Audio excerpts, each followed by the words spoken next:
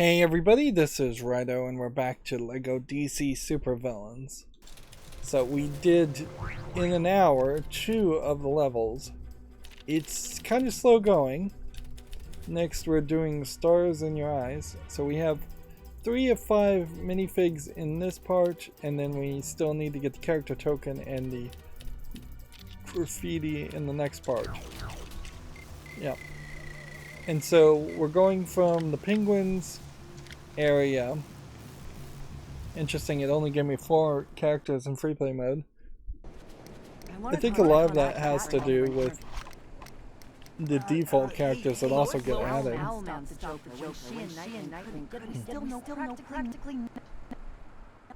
Yep. So all of our characters that we're following are sneaking into Star Labs back in Metropolis.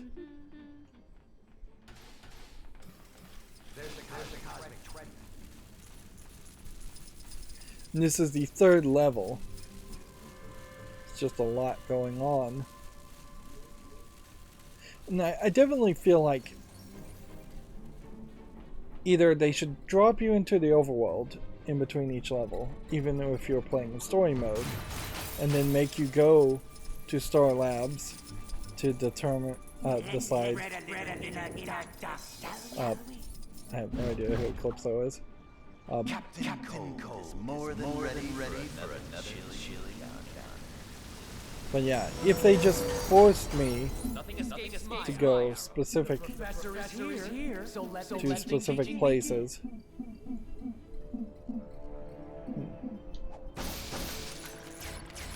I have to actually target that.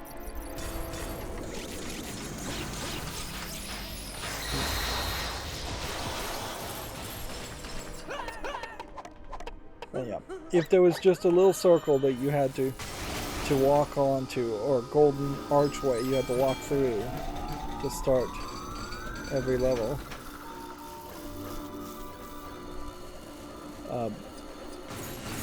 Then you would know where you were a lot better.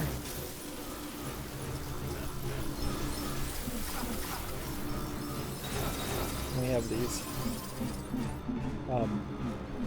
flash clones.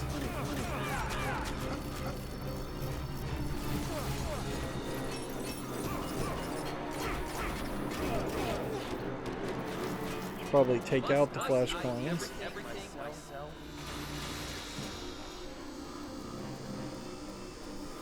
I have no idea if I'm doing something that actually needs to be done, or if I'm doing a side action that has already been accomplished.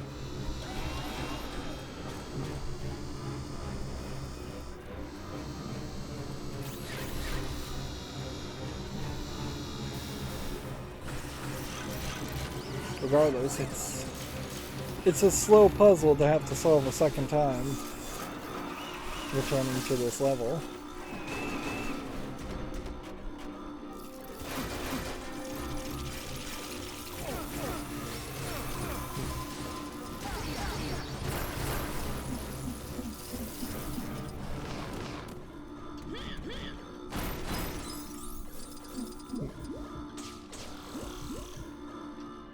Can we do anything to turn off the alarm?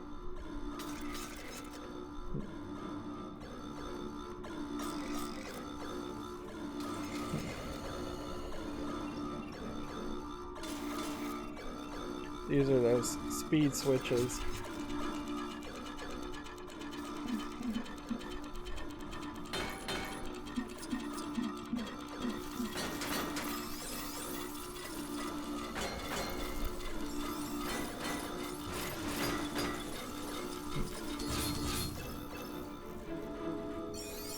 Yeah, that was something that had already been accomplished.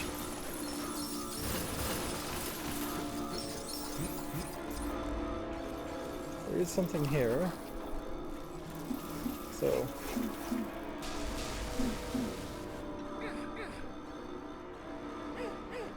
need somebody with a detective mode. And which character has a detective mode?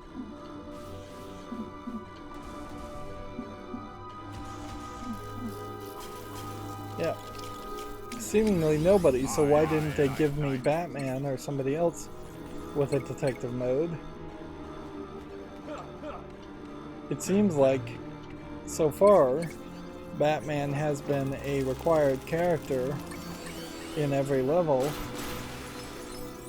which that would definitely be some proof in the pudding that this was just going to be a Batman game.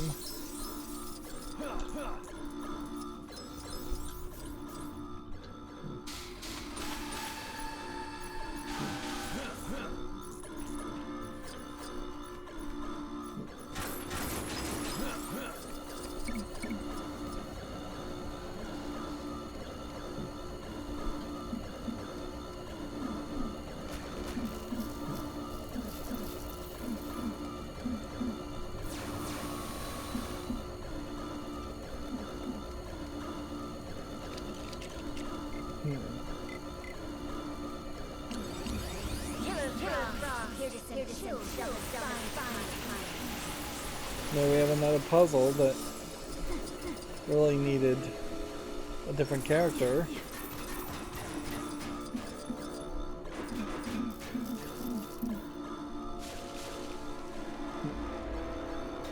So we have an annoying alarm going off, and we have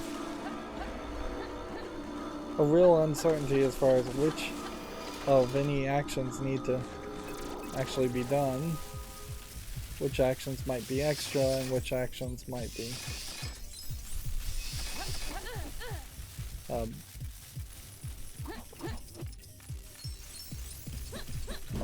redundant.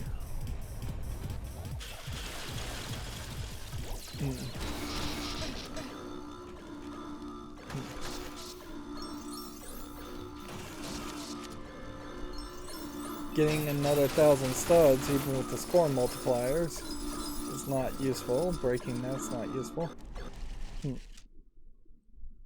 I think there's one more brick, though, in this area to collect.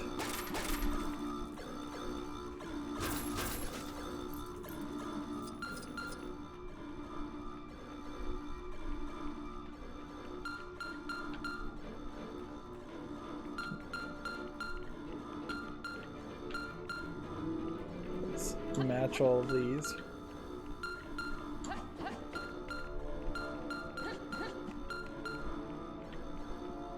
And you really just have to jump on it because it locks into place when you have all the codes in, right?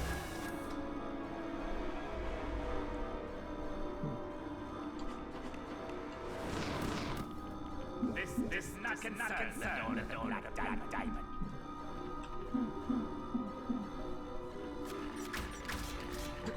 And see, that may just move the whole story forward.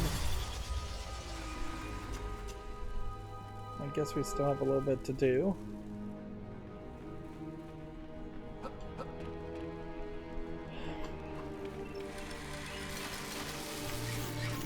It's going to really suck, though, if it...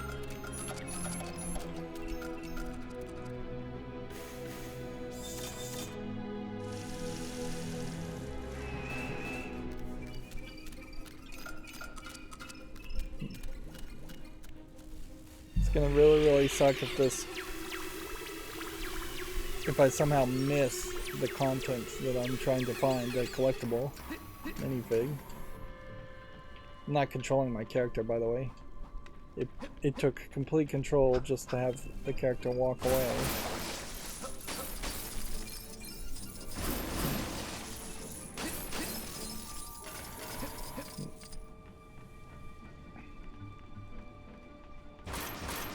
And it's totally possible that there's something somewhere.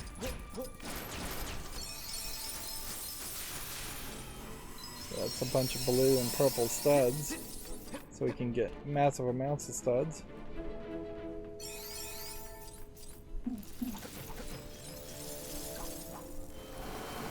Alright. Moving forward. is it possible that there's a minifig kit or mini kit in the chase sequence? But no. So now we're just in the arena chase sequence, or arena fight. So let's just get through this fight very quickly. You'd think that maybe Super Slap would help with that, but really doesn't. You can see how Beast Boy is fairly well designed as far as a character to fight, and playing as a speedster here, it feels like you can actually get a lot of blows in on him. But in reality, it's kind of important to point out that I'm only actually doing damage on rare occasions.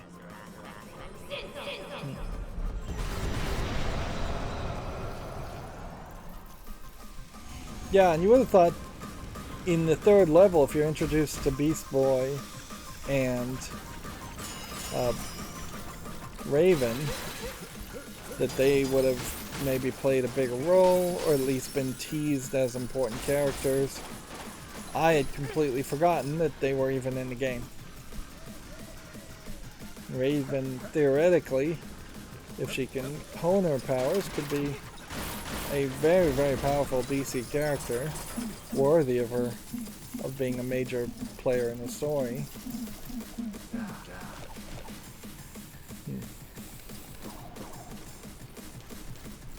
They fairly obviously wasted a lot of time making a bunch of different graffiti and artwork, and there's basically no chance that you're going to see all of it.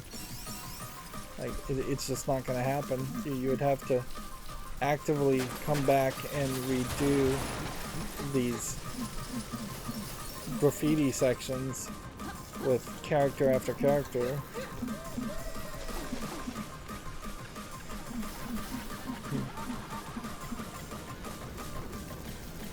I think this is Aqualad, so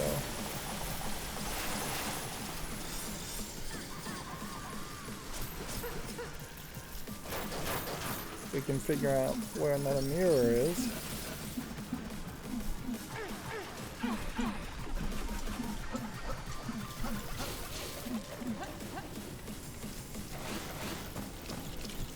It's a little strange, there seems to be no flying character this time.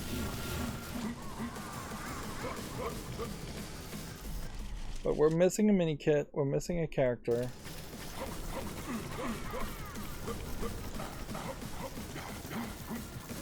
Yeah, they've just programmed this arena section so you can't fly. Which I guess explains why there is not a flying character.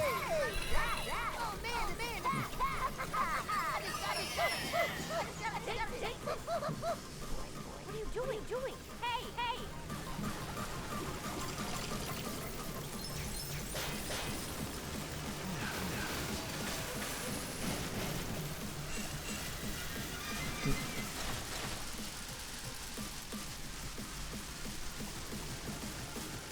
This is all so linear.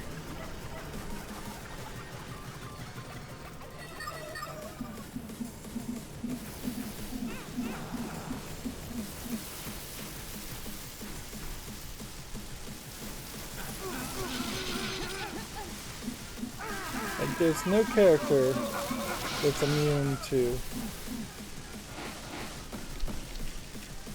There's really no character that is immune to electricity.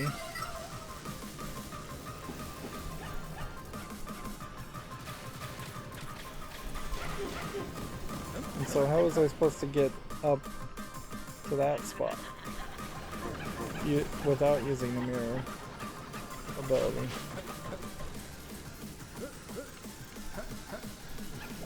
Maybe the idea is you play as Mirror Master, you start one mirror, you switch it. I guess that makes some sense.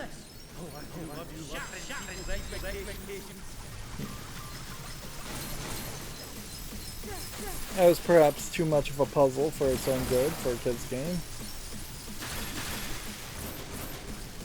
the moving of the mirrors up and down doesn't make obvious sense. And that has been a consistent problem with this Lego game too, is that often you'll have a goal and just you'll not really know what the short-term goals are. Let's see.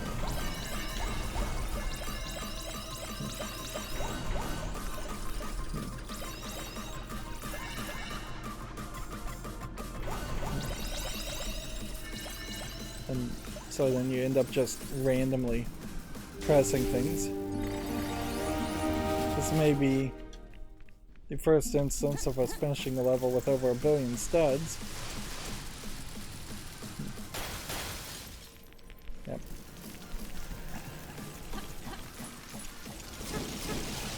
And I guess that was just a live electric wire.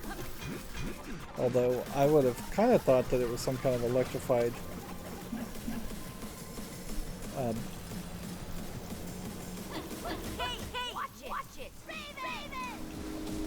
I would have kind of thought that it would have been an electrified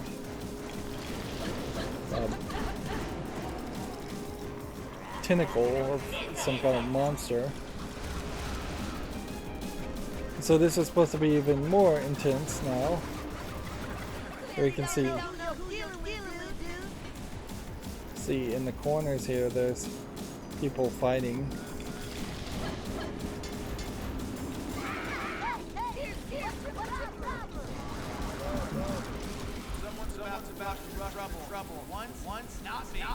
Now the problem here is I found where the other thing is, but I don't know how I would have been able to get up there.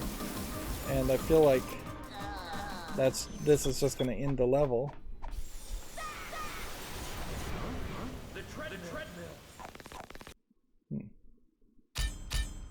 Yeah.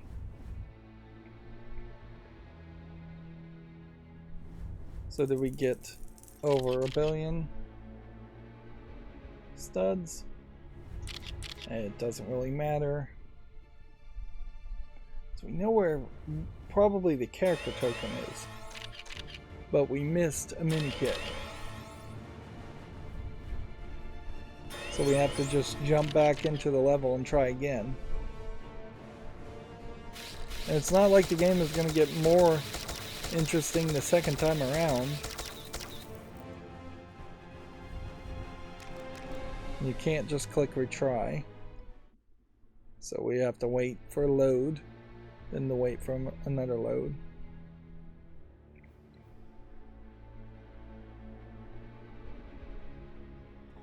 It is worth pointing out though,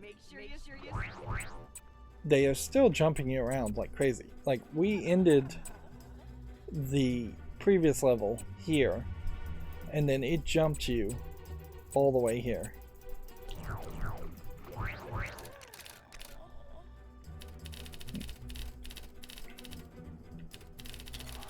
And maybe that makes an argument that you should potentially have to pay some amount of studs to move the story forward. But I don't think that actually adds too much if that was the idea, if that was the thing to add. But it definitely makes sense to have to walk from point A to point B.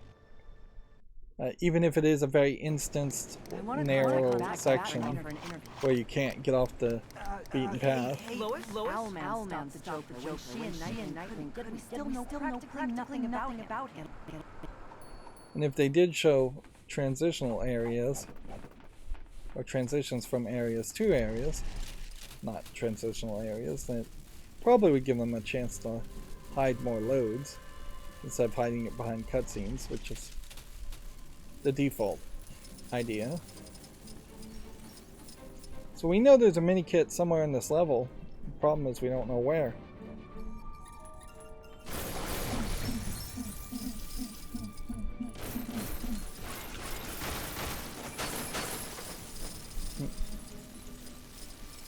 Where?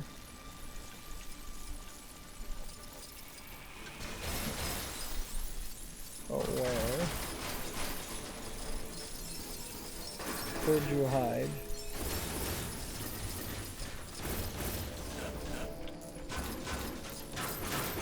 A mini kit. There's not a lot of secrets, like sections hidden behind pillars or anything like that. That was going to be the idea. We know the level ends when you do this action. It would make a lot of sense for all LEGO games if there was a indicator that the level ends based on a certain action. It is way up here. Which I guess means if we can just get Superman.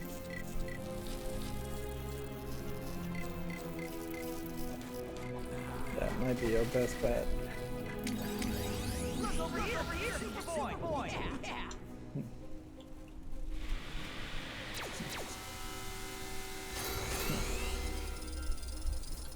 Sweet, I found something. Now I just gotta figure out what it is. So it is easier to save and exit from that point and then jump into the next section.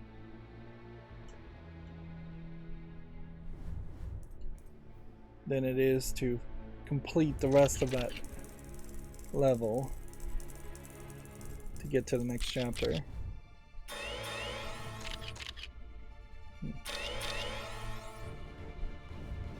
I'm just trying to skip all this. We still need the character token.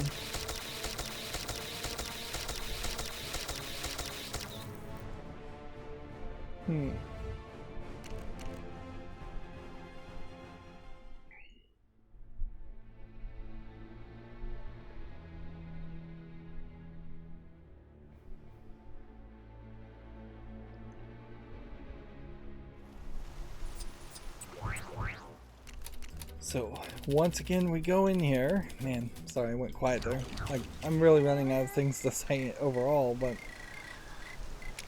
also I'm just trying to be as optimized. Yeah, this is a great example. They do always show this cutscene when they're loading, whether you skip a chapter or not.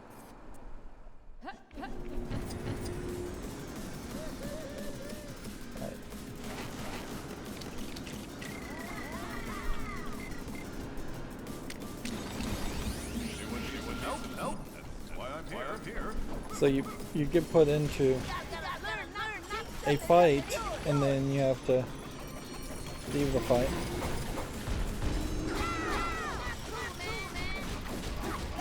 A Teen Titans Lego game almost certainly would have sold better.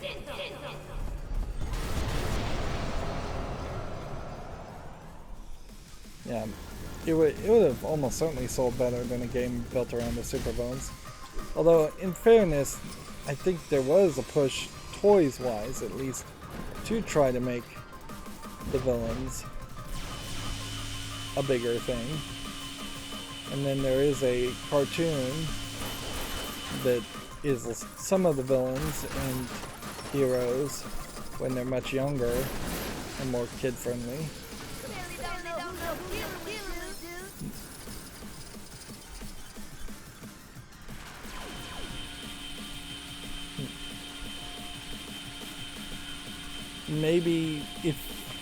Maybe the thought process would be that if you had made a game around the Teen Titans, there would have been a desire to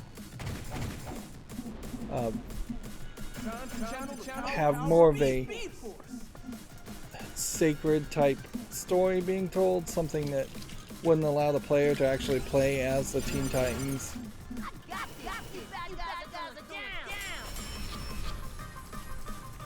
So I could see the argument to consistently have the Teen Titans replace the Justice Society in this story since they disappear, and then the Teen Titans would have been your main rivals for at least the first third of the story.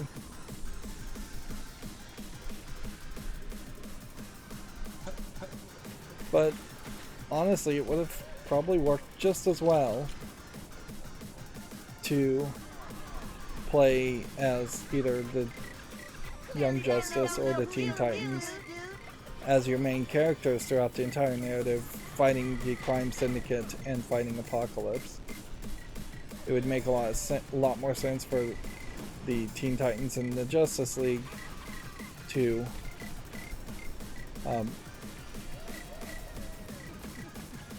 come together and work together. Yeah, if you'd gone Young Justice, you would have had a collection of less likely characters, but you could have supplementally had the Young Justice characters on top of like Shazam characters, since they're kids too, on top of the Teen Titans, and it could have been this celebration of the younger, less focused on Justice League of the future, potentially. Aqualad instead of Aquaman, and Arsenal instead of Black Arrow, Batgirl instead of Batman.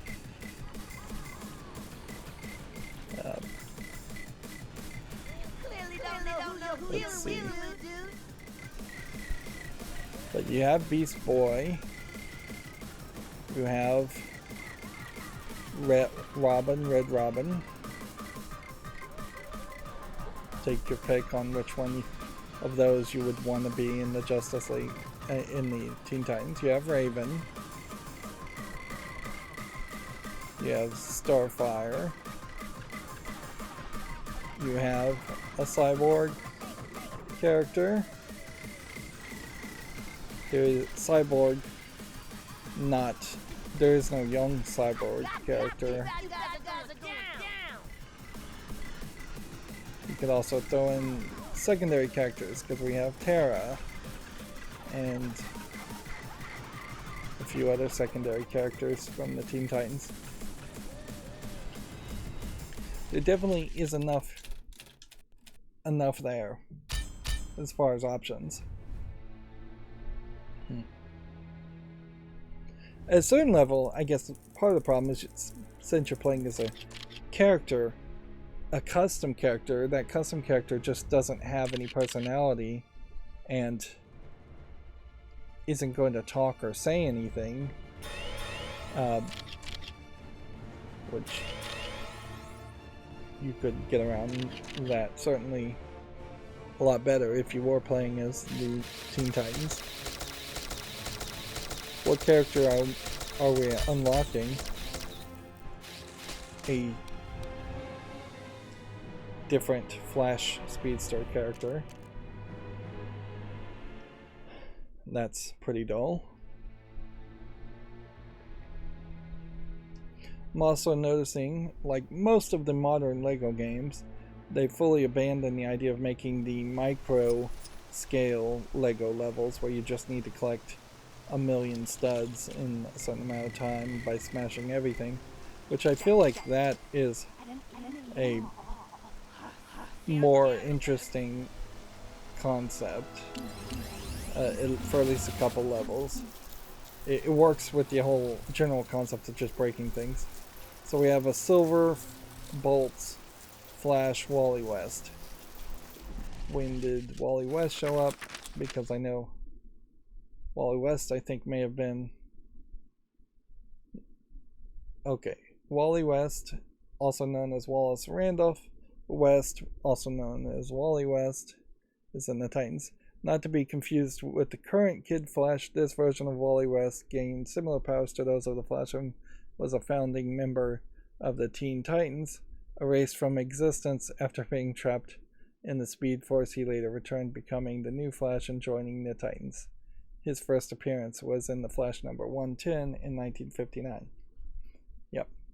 And so, take note, you have a red-headed white guy here named Wally West.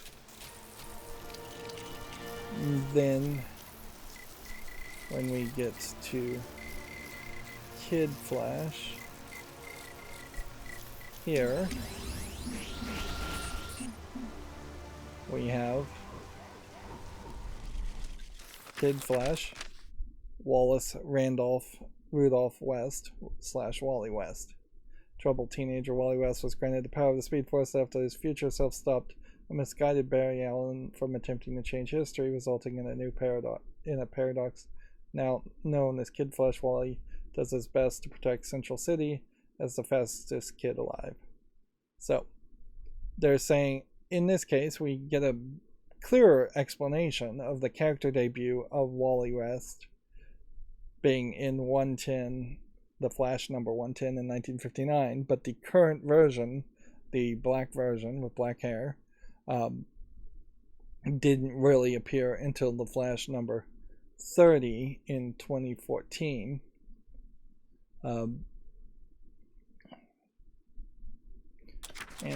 that certainly makes some issues, certainly, where people who liked the original Wally West, which I feel like a lot of people kind of did like the original Flash, Wally West, and they started pushing Barry Allen as more the one and only Flash that matters.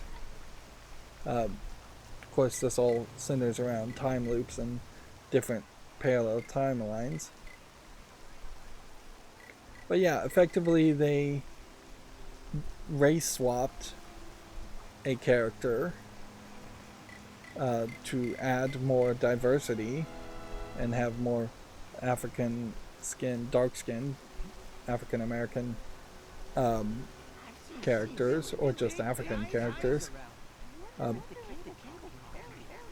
And there's definitely room for complaint in that you really aren't making a new character and you're erasing the possibility of an old character ever coming back and retconning history effectively.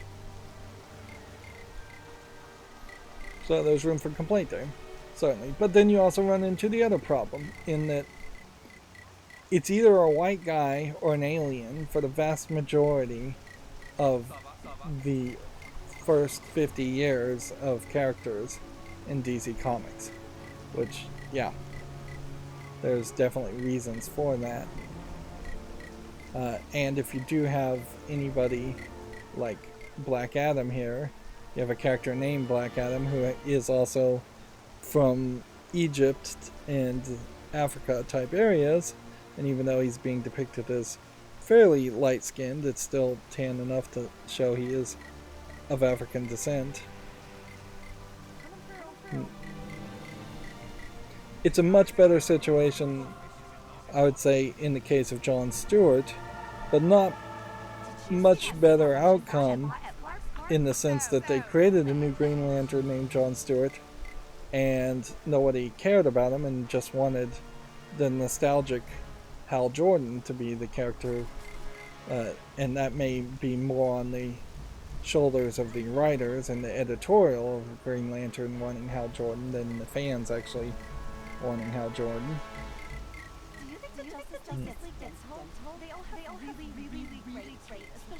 An interesting thought here. Let's go ahead and jump into the next level.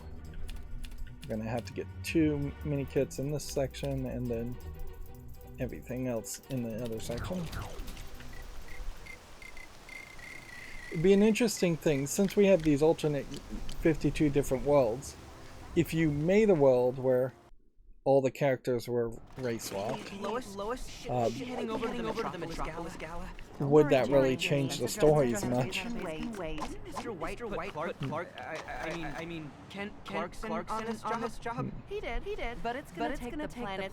But also, that would be something that the writers of comic books would handle very poorly, almost certainly. If they were to say one world was race swapped, there might actually be a DC world where everything is race swapped. If all the white characters in the DC universe were black characters and all black characters were white characters, it really wouldn't likely change much because there would just probably be bits of institutionalized racism in the opposite direction in the history of that alternate universe. So you would just have something like apartheid or something similar to apartheid that happened in Africa, where the minority were the white people in Africa, even though white people in Africa also somehow ended up being the rich people. And they still haven't really figured out how to really address that issue.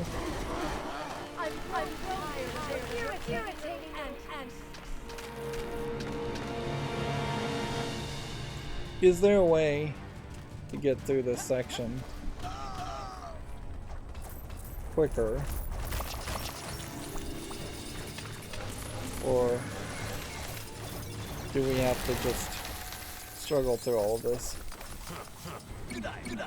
Did they give me a character that could fly? Because that's probably a big part of this, is if I could just fly around, that'd be helpful. Also, I guess if I could fly around, I can look for any collectibles or anything.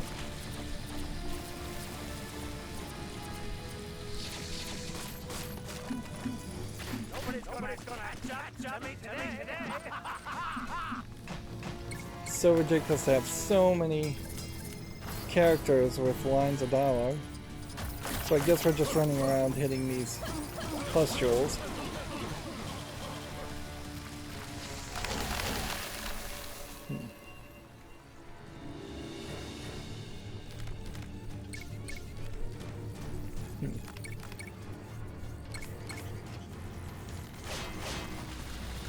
Honestly, for DC and Marvel, I think a multitude of complaints could be addressed if they were just more willing to experiment with new characters and create new things.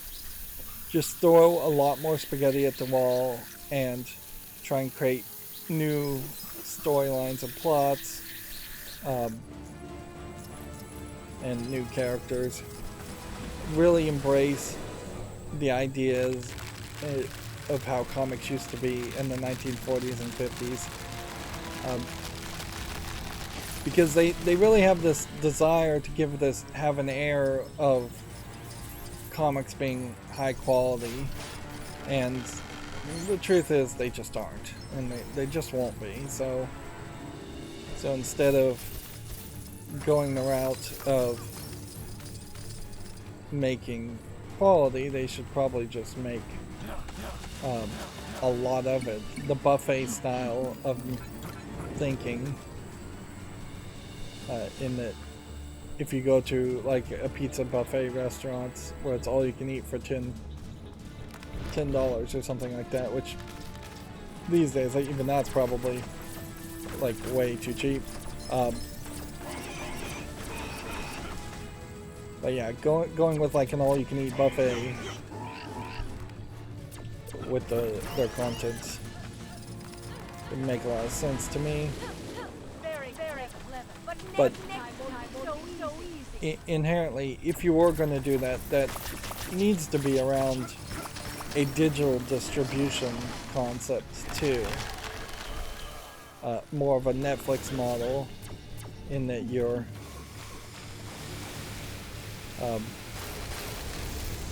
paying some kind of monthly fee of recurring income, and you're getting all the comics in the world from DC. I'm not even sure that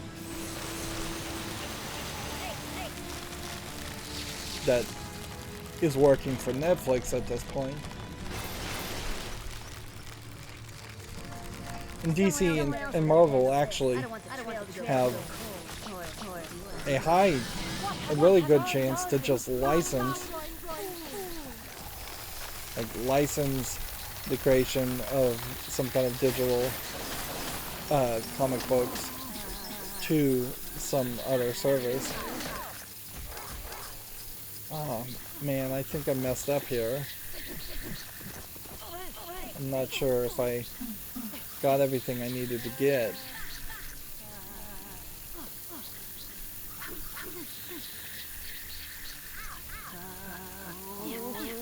Netflix is... Well, I mean, Amazon Prime, I guess, also has apps, so it would be very... Netflix has already tried to add games to their service as far as their cell phone apps. So, at least on Android, maybe not so much on My plants are calling to me. I mustn't fail. on iOS. And anyways, so it wouldn't be too much of a change for them to also add a section for digital comics. And digital comics do exist as a format. Like, there is a comic e-reader organizer software called Comic Rack that is now pretty much abandoned. Seriously? There's more? And there's plenty of softwares that can read comic books, because it really is just zip files with a bunch of images in the zip file, numbered like 0 to 1. So it's a very simplistic like system. What do you have here? I'm sure I can find a good for it. That's a terrible puzzle. I controlled the guy and I got a mini kit for controlling the guy. That's all there is to it. Totally should have been something more.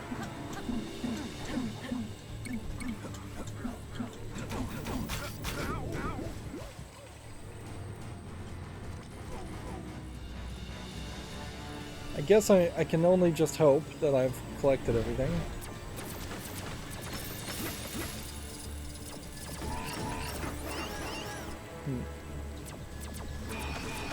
Sure would make a lot more sense that you're fighting Poison Ivy if you were playing as a good guy.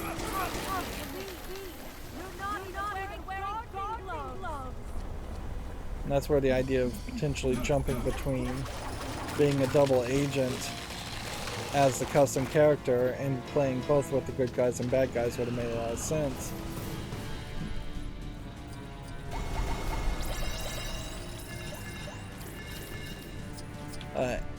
Amazon Prime and Prime Video would make a lot of sense to have comic books licensed to them too, since they already have Audible audiobooks.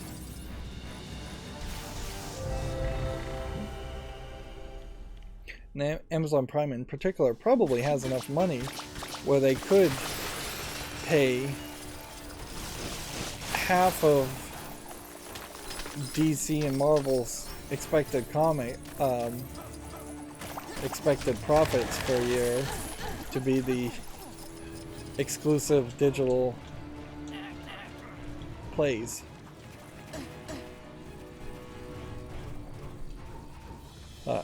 The exclusive place where digital comics could be watched and read.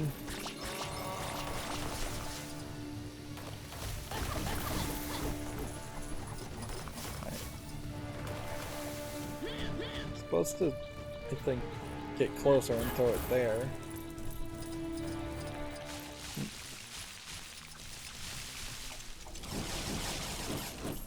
Of course, one of the problems with the all-you-can-eat buffet mentality would come down to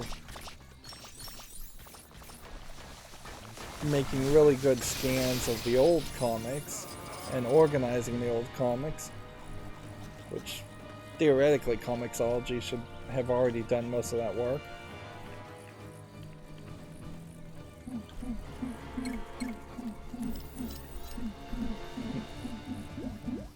Apparently Batman can activate this. Again, I'm just hoping I'm doing everything, I'm not missing anything.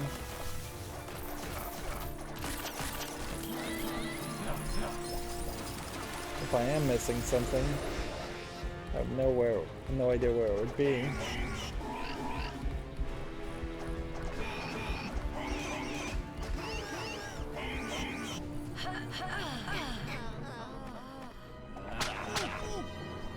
What is going on? And they just introduced Catwoman there, and interestingly, I guess you don't really get to play as Catwoman. You'd think you would. So that was from the Botanical Gardens, and now we are at the top of like Wayne Tower in Gotham. Very just abrupt explanations as to why. Okay. You're gonna want to be fairly careful about not overflying.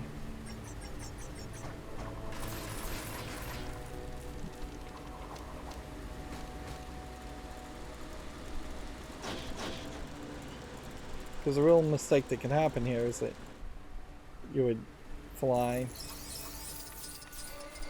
Oh, it's just a bunch of studs. Did I already collect a minifig from that? You have like Kite Man. They can go a little bit lower.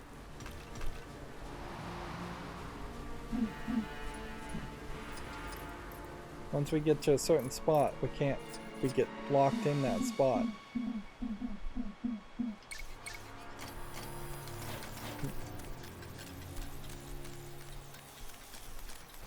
And that was just tapping X to activate something, when usually those panels require you to go up, down, left, right, or something like that. Something that's a little bit more. But I don't think that that's randomized really either.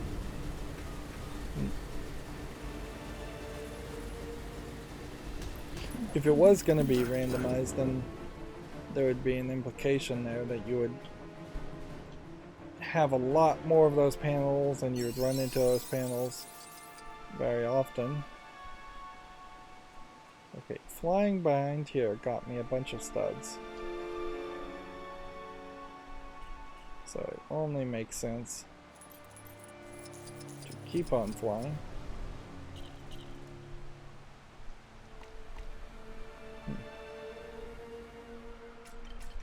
And way over here, there's some more studs.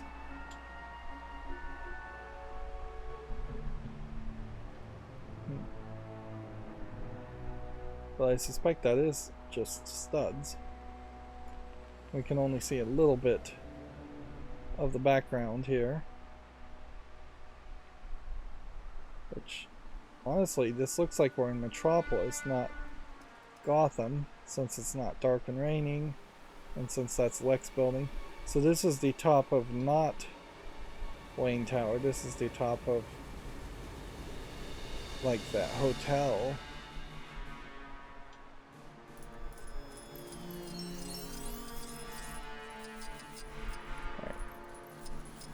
And the only way to get into this part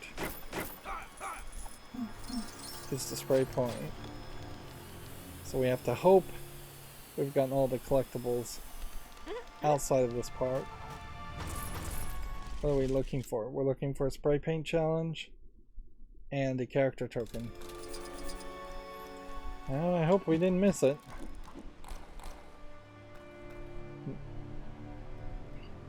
And then now we're in a different section.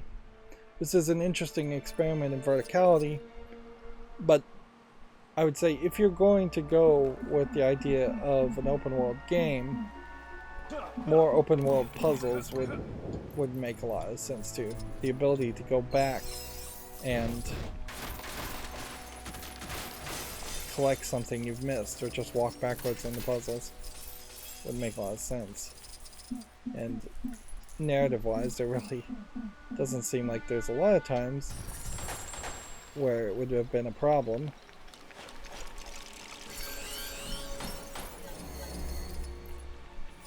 So here we have a Batgirl poster.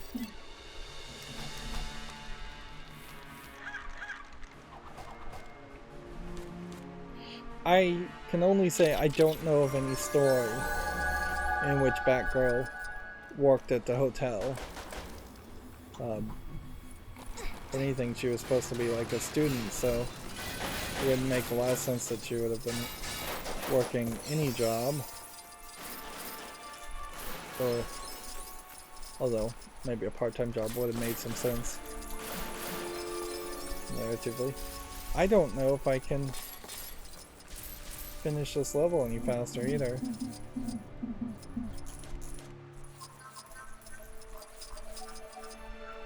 This was the first point in the game where we found one of these challenges that just didn't work because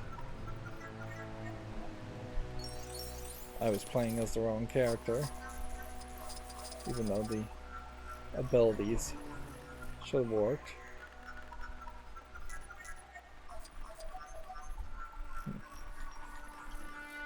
Or it didn't work. Perhaps not because I was using the wrong character, but because the layout of the footprints are inaccurate.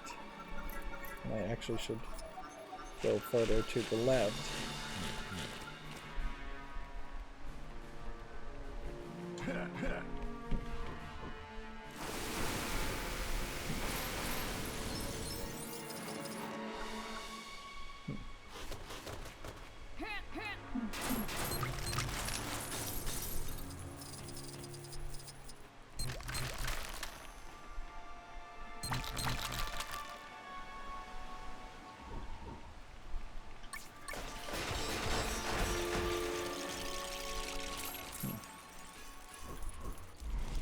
What do we need? We need one more mini kit and we need a character token.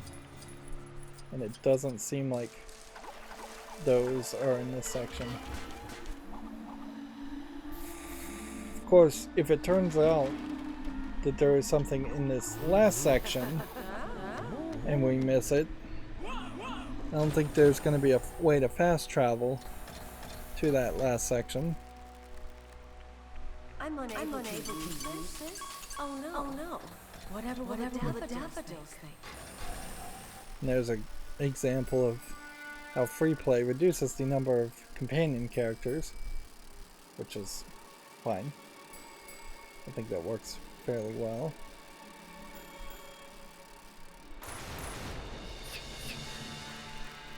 You fellas don't look so environmentally friendly. There definitely is a feeling here that they're trying to make a lot of action, make the game feel like it is just more violent than it really needs to be. Okay. I see both things over this way.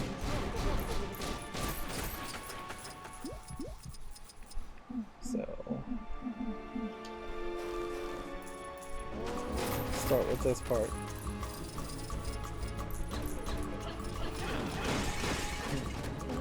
It doesn't make the most amount of sense that you actually would need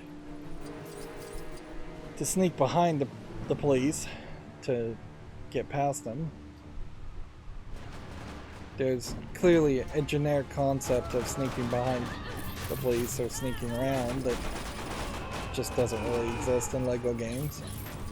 I don't know how you would really have added a stealth game mechanic to a LEGO game. So there's one.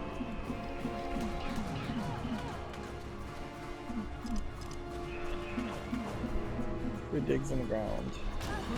Apparently poison ivy can dig in the ground.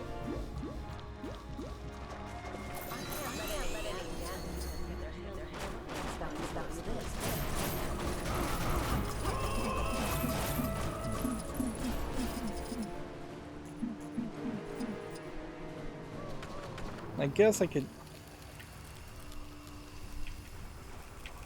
do what the rest of this level requires, but I'm not sure it's really necessary. Let's just double check that we have everything and then exit the level. Definitely don't need studs. So there's really just no reason to spend an extra 5 minutes to just see a cutscene that we would just skip. Hey, we're right at 10 billion and no hard limiter. As long as the value is a 64-bit or higher number, you would just never get to a number that would be too big for a computer. Now, a 32-bit number, or 16-bit, or 8-bit, or 4-bit, or even 2-bit, or 1-bit number would all be small enough that it's feasible to reach them. We apparently unlocked a character named Jinx.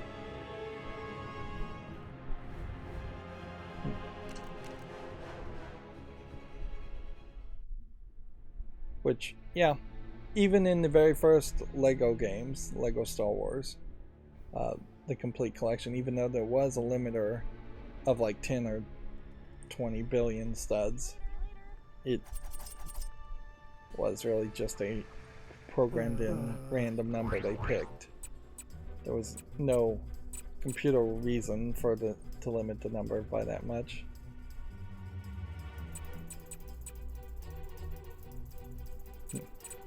The bigger problem definitely is that there's just nothing to do with the studs after you have everything.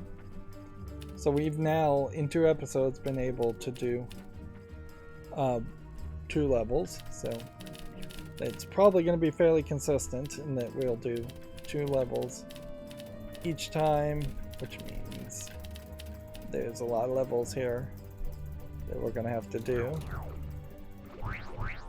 And let's see, we at one point there were in the botanical gardens, and then at one point we were in the rooftop of, I would say, probably this building. That looks like a taller tower, which we could go see what that building looks like in the overworld.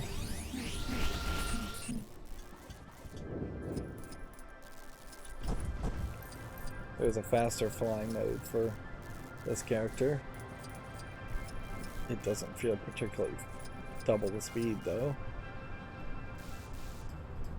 So very obviously each one of these buildings is supposed to indicate a building that you would have visited throughout the entirety of the game, although not really sure we ever went to even half of these.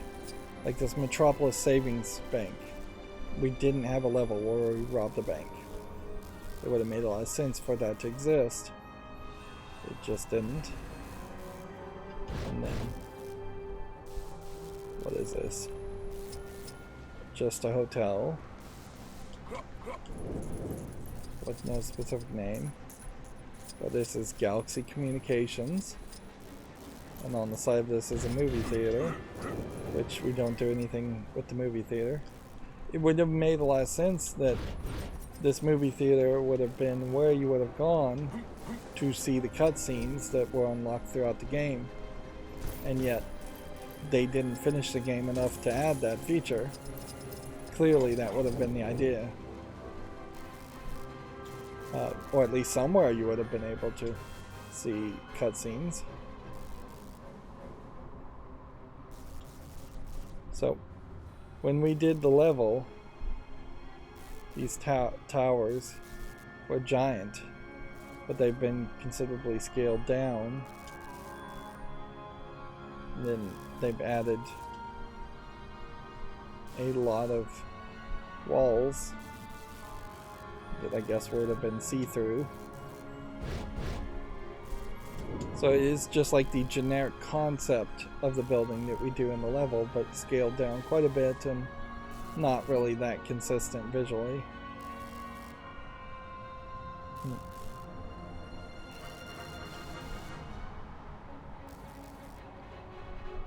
And yeah, unfortunately, it's just not really worth it to go check out the Daily Planet or the character customizer until we have everything unlocked. Speaking of unlocking things, Jinx just falls down. So who's Jinx?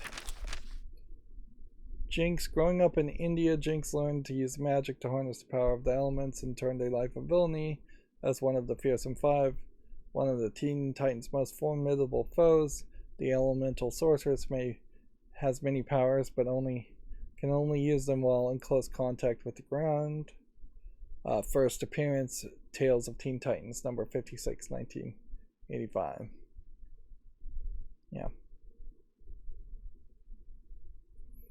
So it says she grew up in India.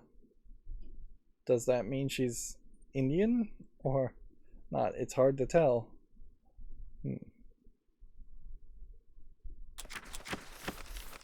I just have to assume.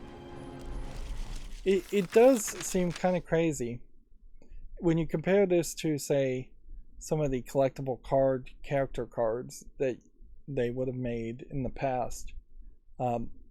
There's no like general descriptions. And you can certainly see in these files, these could have been like police files where it says height, weight, eye color, birthplace, age. You could have put a lot of generic bits of information in there. And DC probably could have handed you the answers to any questions you needed to know on that. And we just don't have that kind of filler information. Which is probably fine too, because it doesn't really matter what the height is or the weight or age of a lot of characters. Not really.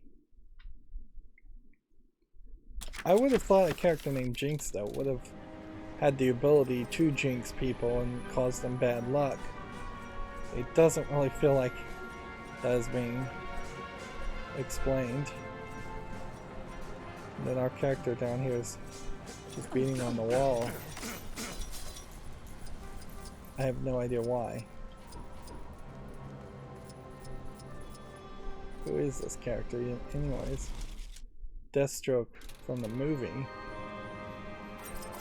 Is Deathstroke from the movie a different backstory than Deathstroke in general?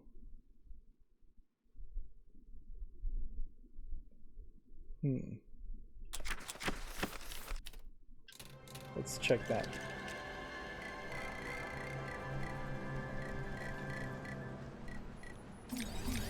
Well, it would appear I have another mission.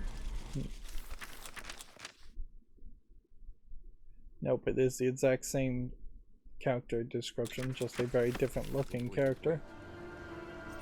Alright, well, I'm running out of things to say very quickly anyway, so this is a great point to end this episode. We are now up to 87.3% and over 10 billion studs that are effectively useless. We have 63 of 130 mini kits. Obviously, we're getting between 5 to, I would say, averaging at least 3 per level. We're at 259 out of 270 characters, so we know that there's basically 11 characters remaining in the levels to unlock. We're at 182 out of 224 gold bricks, and we know all those gold bricks are coming from accomplishing everything else in the levels in free play mode.